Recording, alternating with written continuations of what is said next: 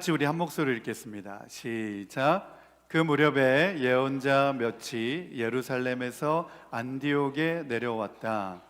그 가운데 아가보라는 사람이 성령의 감동을 받아서 일어나 온 세계에 큰 기근이 들 것이라고 예언하였다. 바로 그 기근이 글라우디오 황제 때에 들었다. 그래서 제자들은 각각 자기 형편에 따라 몫을 정하여 유대에 사는 신도들에게 구제금을 보내기로 결정하였다. 그들은 그대로 실행을 해서 바나바와 사울 편에 그것을 장로들에게 보냈다. 아멘, 아멘. 한번 따라해 보겠습니다. 초대 그리스도인들의 사랑의 공동체. 아멘, 아멘. 지난주에 이어서 계속되는 말씀입니다. 지난주에 우리가 바나바는 어떤 사람이라 그랬죠? 바나바는 착한 사람이요 성령과 믿음이 충만한 사람이다 그랬습니다. 바나바는 성경의 표현대로 정말 참으로 훌륭한 사람이고 위대한 생애를 살아갔던 사람입니다. 초대교회 역사 가운데도 겉으로 화려하게 드러나지는 않지만 묵묵히 자신의 할 일을 하고 그리고 다른 사람들을 세워주면서 교회와 또 믿는 성도들에게 마치 여름에 갈증나는 그 몫을 시원하게 해주는 마치 냉수와 같은 시원한 냉수와 같은 그러한 사람이었습니다. 우리 교회 안에도 보면 겸손하게 자신을 드러내지 않고 신실하게 섬기는 이런 바나바와 같은 분들이 우리 교회에도 많이 계십니다.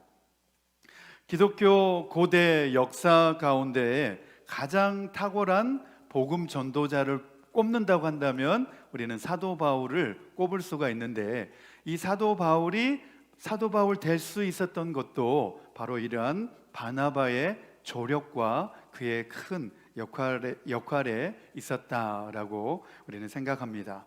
바나바는 이 예루살렘 교회의 파송을 받아서 이 안디옥이라고 하는 이 지역에 와서도 이 사울과 함께 바울과 함께 1년 동안 부지런히 성경을 가르치고 또 말씀을 또 가르치면서 제자들을 양육했습니다. 그래서 성경에 보니까 안디옥에서 비로소 그리스도인이라고 일컬음을 받게 되었다 그렇게 말합니다. 성경을 통틀어서 이 그리스도인이라고 일컬음을 받게 된 것은 이 부분이 바로 처음입니다. 처음으로 믿는 사람들이 예수님을 믿는 사람들이 그리스도인이라고 불려지게 되었습니다. 성경에서 이 그리스도인이란 말도 바로 이 바나바가 목회하던 이 안디옥 교회에서 가장 처음으로 불려지게 되었기 때문에 이 바나바의 역할이 참으로 컸다라고 생각을 해볼 수가 있습니다. 그리스도인이라고 할 때 이 헬라어로는 크리스티아노스라고 하는 말입니다.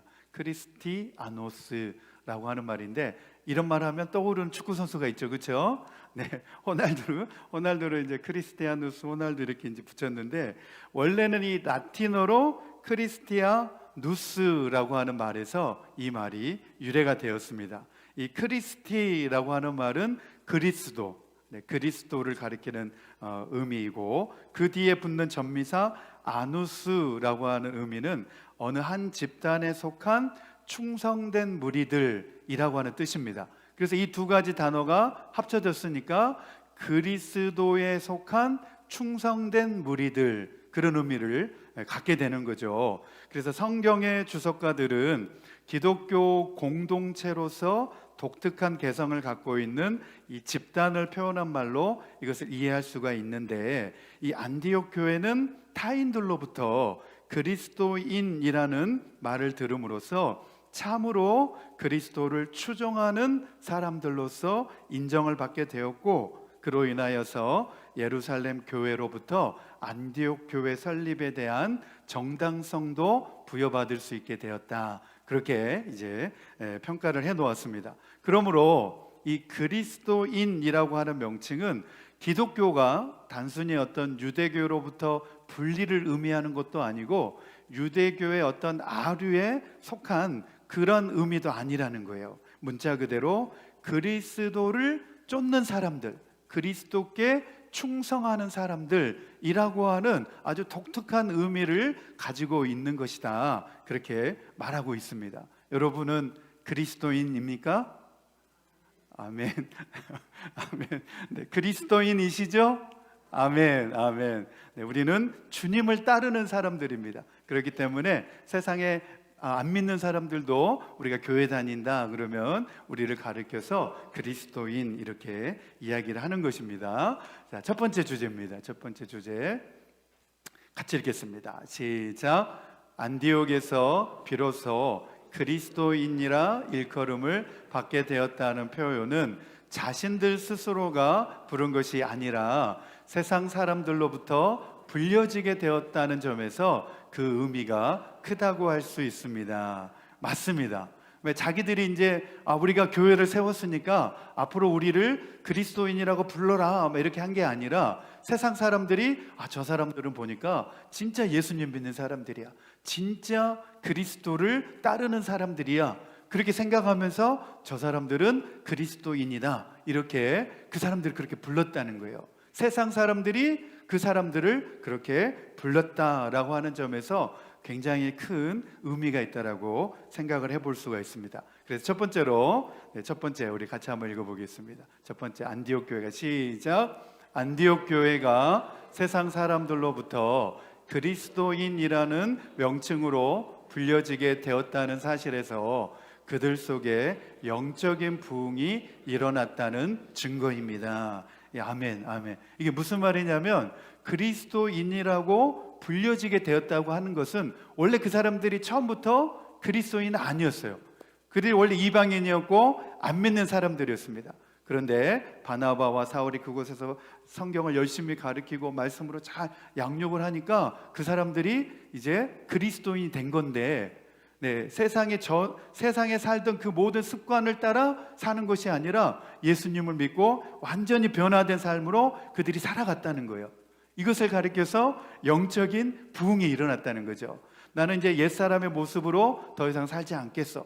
나는 예수 믿는 사람으로, 예수 믿는 사람답게 내가 새롭게 변화받은 모습으로 내가 살아가겠다, 그렇게 결심하고 다짐하고 살아가는 사람들이 많아졌다는 거예요. 그래서 세상 사람들이 그 사람들을 가리켜서 저 사람들은 예수 믿는 사람들이다, 그리스도인이다, 그렇게 말을 했다는 거예요. 저 사람들은 예수님을 따르는 사람들이다, 예수님께 속한 무리들이다, 그렇게 세상 사람들로부터 인정을 받게 되었다는 겁니다. 왜냐하면 믿는 자기들 스스로가 우리를 그리스도인이라 이렇게 하진 않았다는 거예요. 왜냐하면 믿는 성도들은 서로를 뭐라고 불렀냐면 형제라고 불렀습니다. 형제. 누구 형제, 또 누구 형제, 이렇게 형제로 부르고, 또 우리는 성도들이다, 이렇게 믿는 사람들 사이에서는 그렇게 불렀다는 거예요. 누구 성도님, 누구 성도님, 이렇게 불렀다는 겁니다. 그러면 유대인들은 우리 교회 다니고 또 예수 믿는 사람들을 뭐라고 불렀냐면 나사렛 이단이라 불렀다는 거예요. 예수님을 가리켜서 이단이라고 불렀다는 거예요. 유대인들은. 그리고 예수의 도를 쫓는 사람들, 이렇게 그 사람들을 불렀다는 거예요. 그런데 그리스도인이라고 하는 명칭은 바로 안디옥 교회의 기독교 신자들을 가리켜서 부르는 아주 독특한 명칭으로 그렇게 불려지게 되었다는 거예요. 한국에서도 교회 다니고 그러면 뭐라고 불러요? 교회 다닌다 그러면 안 믿는 사람들이 너 예수쟁이냐? 이렇게 이제 부르기도 하잖아요. 그렇죠? 너도 예수쟁이냐? 이렇게 이제 부르는데, 맞습니다. 교회 다니고 예수님 믿는 사람들을 가리켜서 그렇게 불렀다는 거예요. 그래서 믿음대로 살아가니까, 예수님 믿는 대로 그렇게 살아가고 행동하고 삶을 정화하여서 살아가니까 그렇게 불려지게 되었다는 거예요. 그래서 안디옥 교회 성도들이 정말 예수님 믿는 일에 열심을 가지고 그리스도를 사랑하면서 그렇게 살아갔다라고 하는 사실을 이 그리스도인이라고 하는 단어에서 우리는 생각을 해볼 수가 있습니다. 그래서 안디옥에서 이 바나바와 바울이 함께 협력해서 목회하면서 이렇게 안디옥 교회 안에는 물질적으로도 그렇고 영적으로도 그렇고 부흥이 일어나게 되었다는 겁니다. 그리고 이 세상 사람들로부터 이 사람들을 가리켜서 그리스도인이다, 그렇게 일컬음을 받게 되었다는 겁니다. 자, 두 번째 예루살렘 내부에서도 같이 읽겠습니다. 시작. 예루살렘 내부에서도 중요한 사건들이 전개되고 있었지만 이방 세계에서도 본격적인 이방 전도의 때가 안디옥을 중심으로 하여 무르익었다는 사실을 보여줍니다. 그랬습니다. 이게 이제 너무나 중요한데, 예루살렘 내부에서도 물론 열심히 이제 예수 그리스도에 대한 그 복음을 전하면서 믿는 무리가 점점점 많아지고 있었는데, 유대인들을 대상으로 점점점 많아지고 있었습니다. 그리고 이제 예루살렘 밖으로는 이제 사마리아가 점점점 믿는 사람들이 많아지고 있었는데, 이 빌립이 사마리아에 가서 전도함으로 인하여서 그곳에도 믿는 사람들이 생겨나게 되었습니다. 그런데 여기서 이 사마리아는 어떤 땅이었냐면 과거에 이 혼혈된 민족입니다.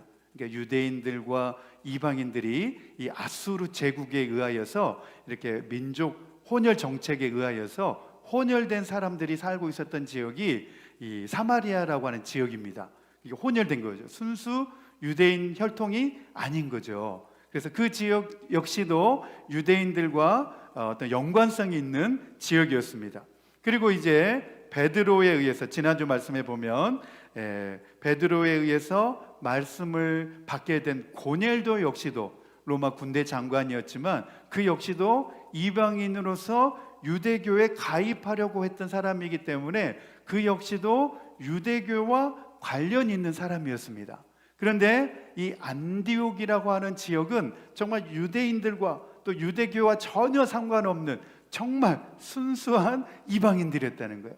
유대인들과는 전혀 상관이 없는 순수한 이방인들로서 최초로 복음과 접촉한 사람들이었다. 그렇게 이제 성경 주석학자들은 평가를 내고 있습니다. 그래서 뭐라고 말하냐면, 하나님께서는 안디옥 교회를 설립케 하심으로써 유대적 요소와 전혀 무관한 순수한 기독교회를 통하여 이방 선교가 용이하게 이루어지도록 배려하신 것이다, 이렇게 말하고 있습니다. 그래서 훗날에 이 안디옥 교회를 전초 기지를 삼아 가지고 이제 바울도 그렇고 바나바도 그렇고 이방 지역에 복음을 전하면서 선교를 시작하는 것을 볼 수가 있습니다. 그러니까 선교의 전초 기지와 같은 너무나 중요한 역할을 이 안디옥 교회가 감당하게 됩니다. 그리고 오늘 본문 우리가 27절로 이제 돌아와서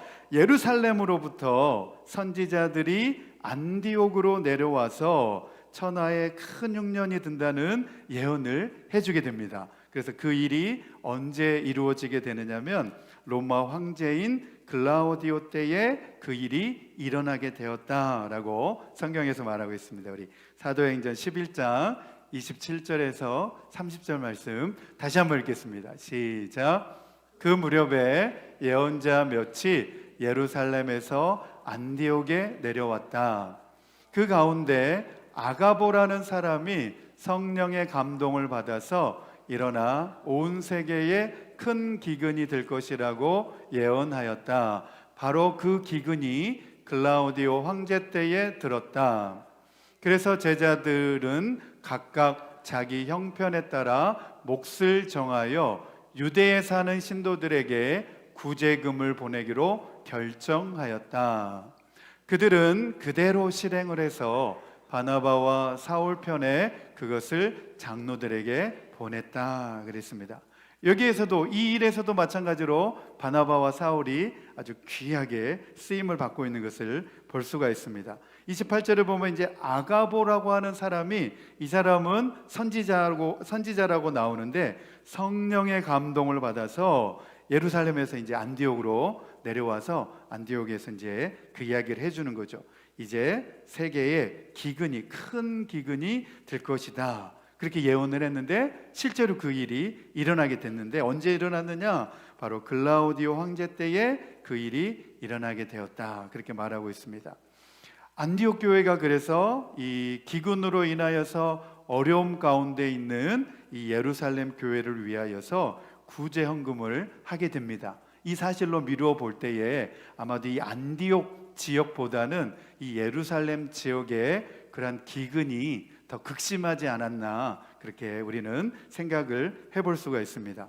예루살렘으로부터 내려온 이 선지자들은 초대 기독교에서 영감 있는 교사들입니다. 그리고 사도들 그 다음으로 굉장히 중요한 직분을 감당했던 그러한 사람들인데, 이들이 예루살렘에서 안디옥으로 오게 된 그런 구체적인 이유에 대해서는 뭐 잘 나와 있지는 않지만, 그러나 앞으로 흉년이 될 거기 때문에 그것을 대비해야 된다, 그래서 안디옥으로 내려왔다라고 말하는 주석학자들도 있고, 또 이미 이 예언이 이제 시작이 그 기근이 시작이 되면 예루살렘 교회도 어려워지기 때문에 아마도 그 소식을 전하면서 도움을 요청하기 위해서 안디옥까지 내려왔다, 그렇게 말하는 분도 있습니다. 아무튼 이 기근이 그 예언대로 생겨나게 되어서 글라우디오 로마 황제 때에 일어나게 됐는데, 역사 자료를 찾아보면 그 일이 언제 일어나게 되냐면 AD 약 44년경에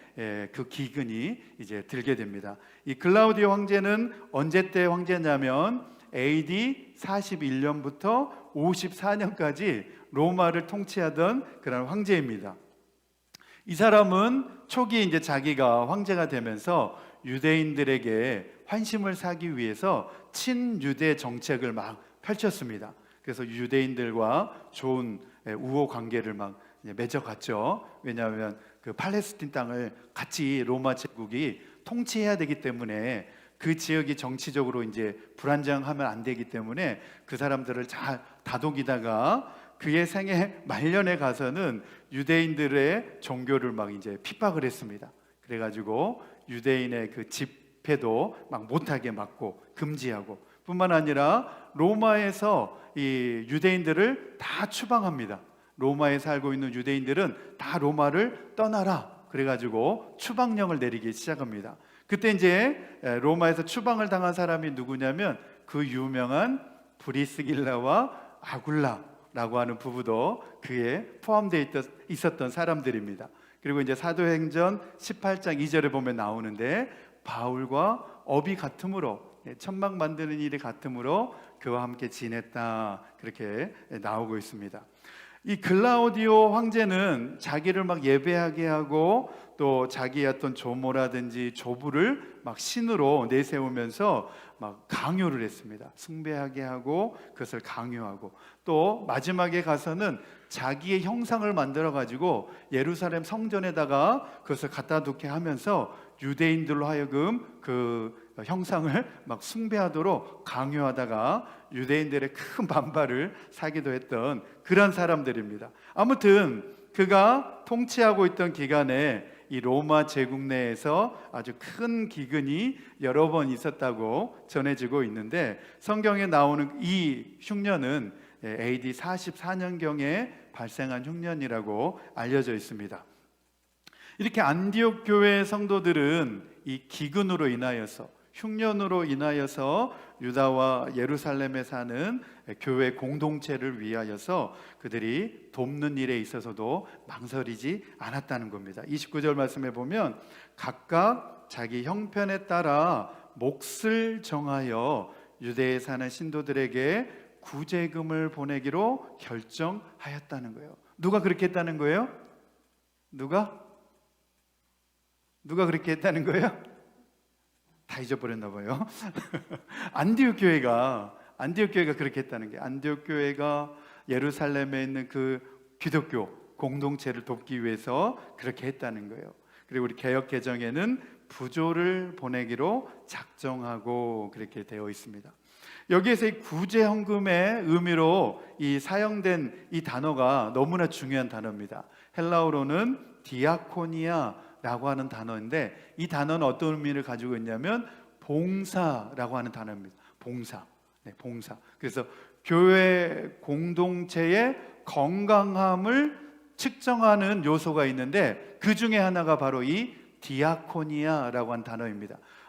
건강한 교회 공동체는 어떤 공동체냐라고 하면서 이제 5가지가 있어야 된다고 말하는데, 뭐 코이노니아, 디아코니아 뭐 이렇게 이제 이야기를 하거든요. 그래서 봉사가 있어야 된다는 거예요. 구제하고 봉사하고 섬기는 것이 있어야 교회가 건강한 공동체다, 그렇게 말하는데, 이 안디옥 교회에서부터 바로 이것이 출발되어졌다는 겁니다. 그래서 안디옥 교회 성도들은 기근으로 고통당하고 있는 예루살렘 교인들을 돕기 위해서 이렇게 봉사와 섬김의 정신을 그들이 먼저 솔선수범을 해서 실천을 해 나갔다는 겁니다. 그리고 이후에 이제 성경을 보면 이 안디옥 교회뿐만 아니라 뭐 갈라디아 교회, 고린도 교회, 또 마게도냐에 있는 교회들, 또 여러 가지 아가야에 있는 교회들도 예루살렘 교회가 어려움을 당하였을 때 사도 바울의 편에 재정을, 또 헌금, 구제헌금을 해가지고 또 예루살렘에 이렇게 보내는 것을 볼 수 있습니다. 이렇게 초대교회가, 어느 교회가 어려워졌다라고 하면 그들이 마음을 같이해서 물질로 그렇게 섬기고 나누는 그러한 사랑의 공동체였다라고 하는 사실을 우리는 확인을 해볼 수가 있습니다.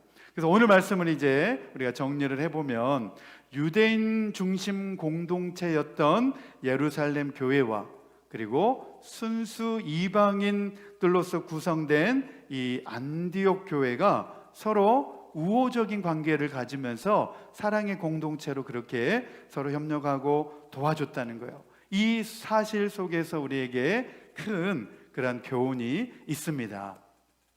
유대인 교회와 동등한 그런 기독교 공동체로서 위치가 확보된 것이라는 거예요. 이제는 유대인이냐 너희가 이방인이냐 그것을 가리지도 않고 따지지도 않았다는 거예요. 그렇게 유대인이냐 이방인이냐 이렇게 이분법적인 구분 없이, 그리고 이방인들은 거룩하지 못하다, 유대인들만 거룩하다. 예전에 이제 지난주에 그 말씀을 드렸죠. 베드로가 고넬료의 집에 들어가자 예루살렘 교회에서는 야, 어떻게 이방인들은 부정한데 그의 집에 들어가서 이방인들과 함께 식사할 수가 있느냐, 막 그렇게 따졌다고 말씀드렸죠. 이제 더 이상 안디옥 교회로부터 이런 일들이 시작이 되니까 더 이상 교회들이 당신이 이방인이냐 유대인이냐 이런 것을 따지지를 않았다는 거예요. 다 이방인이나 유대인이나 할 것 없이 다 한 믿음의 지체로서 그들이 생각하고 받아들여졌다. 그렇게 그 사실에서 의미가 있다는 것입니다. 그래서 우리 첫 번째 같이 읽겠습니다. 같이 시작. 누가 유대인이냐 이방인이냐 하는 서로 적대적인 감정을 내세우지 않고, 믿는 성도들은 서로를 형제나 성도들이라고 부르면서 하나님의 권속이요 성도들과 동일한 시민이라고 받아들여졌다는 것입니다. 이 사실이 너무 중요하다는 거예요. 이 안디옥 교회를 통하여서 더 이상 이 일이 의미가 없어졌다는 거예요. 당신이 유대인이냐 당신은 이방인이냐 이런 게 더 이상 의미가 없어졌다는 거예요. 네, 우리 에베소서 2장 18절에서 19절입니다. 같이 읽겠습니다. 시작. 이방 사람과 유대 사람 양쪽 모두 그리스도를 통하여 한 성령 안에서 아버지께 나아가게 되었습니다. 그러므로 이제부터 여러분은 외국 사람이나 나그네가 아니요 성도들과 함께 시민이며 하나님의 가족입니다. 할렐루야. 네, 이방 지역에 살고 있는 사람들도 누구든지 다 예수님 안에 있기만 하면 하나님의 가족으로 받아들여질 수 있게 되었다라고 하는 사실입니다. 그리하여서 저와 여러분이 바로 예수님을 믿게 됐고 하나님의 자녀가 된 줄로 믿습니다. 한번 따라해 봅시다. 이제 성도님을 하나님의 시민이며 하나님의 가족으로 여기고 대하겠습니다. 네, 우리 주변에 있는 성도님들을 다 하나님의 가족으로, 하나님 나라의 시민으로 우리가 그렇게 여기고 그렇게 대해야 된다는 겁니다. 두 번째입니다. 두 번째 같이 읽겠습니다. 시작.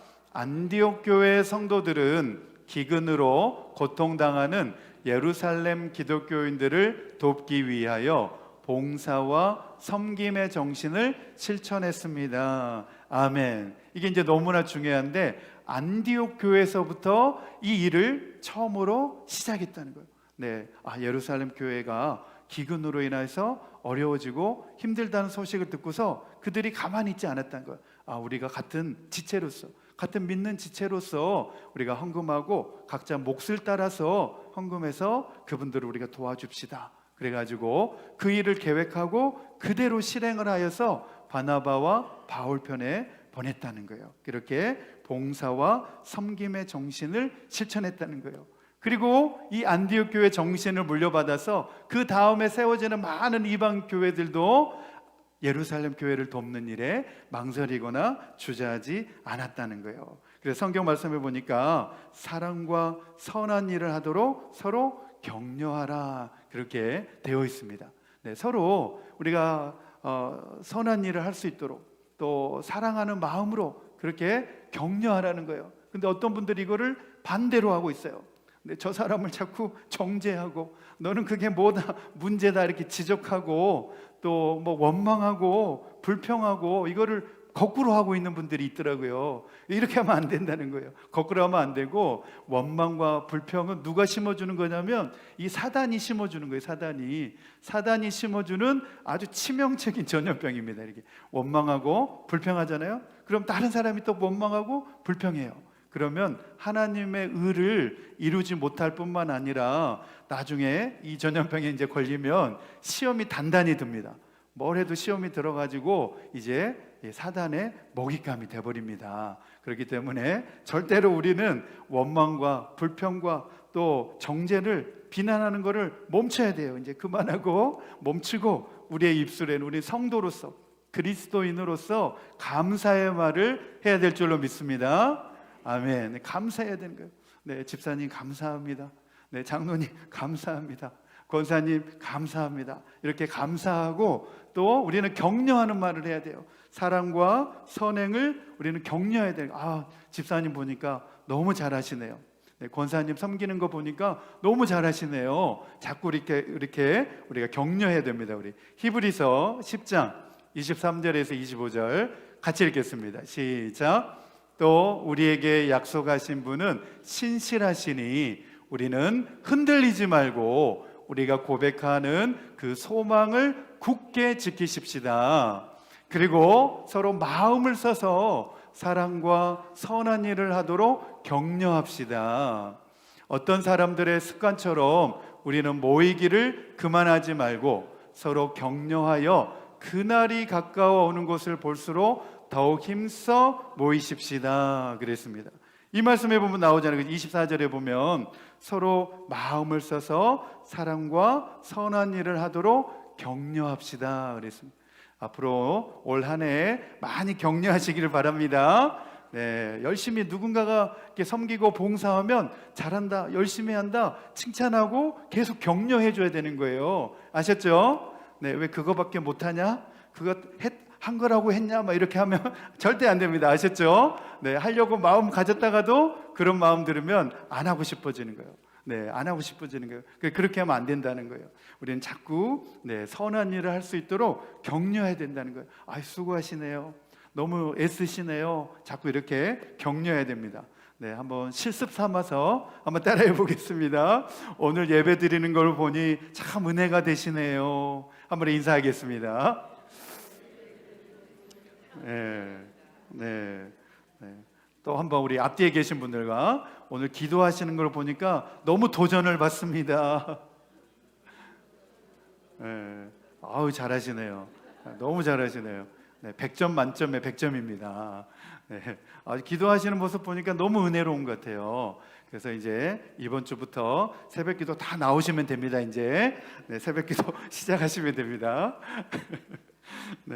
자, 우리 실천을 위한 적용 첫 번째 우리 같이 읽겠습니다. 시작. 초대교회 그리스도인들은 유대와 이방인이라는 이분법적 사고와 구분을 없애고 성과 속으로 사람을 구별짓는 배타적 분리주의도 타파해 버렸듯이 성도들 사이를 나누어 분리하지 않고 동등하게 대하고 존중하겠습니다. 아멘. 이거 누가 해야 된다는 거예요? 너 그러면 안 돼요. 그렇죠? 나가 돼요. 내가 해야 된다는 겁니다. 아셨죠? 나부터 오늘 그렇게 해야 된다는 거예요. 그런데 정말 그렇습니다. 믿음은 결단입니다. 결단. 이전까지는 내가 그렇게 하지 못했더라도 오늘부터 내가 그렇게 하겠습니다. 이렇게 믿음으로 결단하면 정말 그렇게 할 수 있게 되는 줄로 믿습니다. 네, 안디옥 교회는 그리스도인들이 되면서 당신이 유대인이냐, 당신이 이방인이냐 그거 따지지 않았다는 거예요. 네, 당신이 이방인이기 때문에 거룩하지 못하고 당신은 유대인이기 때문에 거룩하다, 당신은 이방인이기 때문에 부정하다 그렇게 따지지 않았다는 거예요. 그리고 예루살렘 교회에 대하여서도 어려운 일이 있을 때 그들이 두 발 걷고 도와줬다는 거예요. 예루살렘에 있는 교회를 그렇게 도와줬다는 거예요. 그래서 거기에서 우리가 안디옥 교회를 보면서 은혜를 우리가 받게 되는 거죠. 자, 두 번째입니다. 두 번째 같이 읽겠습니다. 시작. 구원받은 성도로서 감사의 말, 은혜의 말을 하고 다른 이들로 하여금 사랑과 선한 일을 하도록 칭찬하고 더욱 격려하는 성도가 되겠습니다. 아멘, 아멘. 이것도 누가 해야 된다는 거예요? 내가. 이제 제대로 하시네. 내가 해야 된다는 겁니다. 구원받은 성도로서 감사의 말을 하고 은혜의 말을 하고 다른 이들로 하여금 사랑과 선한 일을 하도록 칭찬하고 더욱 격려하는 성도가 되어야 한다는 겁니다.